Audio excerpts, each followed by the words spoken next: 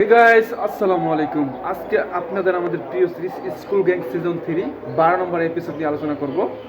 পদ্ম হিরণ কবে কামব্যাক করবে, এটাই আপনাদের আমাদের প্রশ্ন। আমরা সবাই স্কুল গ্যাং সিজন 3 দেখতেছি, কিন্তু পদ্ম হিরণ কবে আসবে? আমার মনে হচ্ছে পদ্ম হিরণ 15 থেকে 16 নম্বর পারে কামব্যাক করতে পারে, যেটা আমার মনে হচ্ছে। যেভাবে রাজনীতি চলতেছে এই স্কুল গ্যাং সিজন 1 থেকে শুরু করে 12 নম্বর এপিসোড পর্যন্ত, ভেরি নাইস। আগে আপনারা এটা দেখতে পারেন এই ভিডিওটা, তারপরে কিছু কথা বলি। বাবা বন্ধুদের কথা শুনে না, ওই বন্ধুরা বাজারে কোনো লাভ নাই। আরে স্যার, ফরাজ স্যার আর খায়রুল স্যার নাকি তোমাকে প্রশ্ন দিয়ে দেবে, আর সেই ভয়ে Miraz captain of the victory হতে চাচ্ছে না। ওরা পোস্ট ফাঁস করলাম, যদি বসে থাকবো আমরাও পোস্ট ফাঁস করে দেবো। এই প্ল্যান তো আমি কারোর সাথে শেয়ার করে নাই। গাইস, আপনারা তো ভিডিওটা দেখলেন, দেখতে থাকেন তারপরও, কারণ এই ভিডিও বেশি প্লে করলে কপিরাইট আসতে পারে, তার জন্য আমি এতটা দেখাচ্ছি না।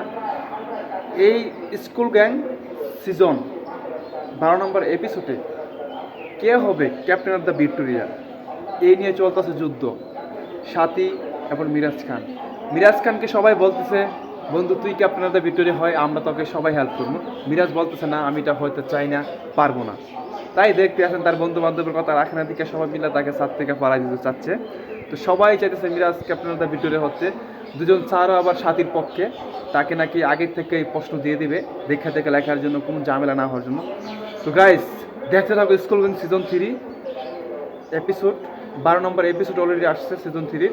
আর যারা দেখো নাই, প্রথম থেকে দেখে আসো, তাহলে পুরোটা কাহিনী বুঝবা। যদি মাঝে মাঝেতে দেখো, কিছু বুঝবা আবার কিছু বুঝবা না, বিষয়টা হলো এরকম। তো ভালো থাকো, নিজেদের খেয়াল রাখো।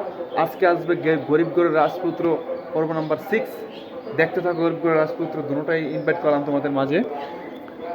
সো গাইস, চ্যানেলটা সাবস্ক্রাইব করে পাশে থাকো আর দেখতে থাকো স্কুল গ্যাং সিজন 3 12 নম্বর এপিসোড থেকে 1 থেকে 12 নম্বর এপিসোড। ভালো থাকো, নিজেদের খেয়াল রাখো। Good bye.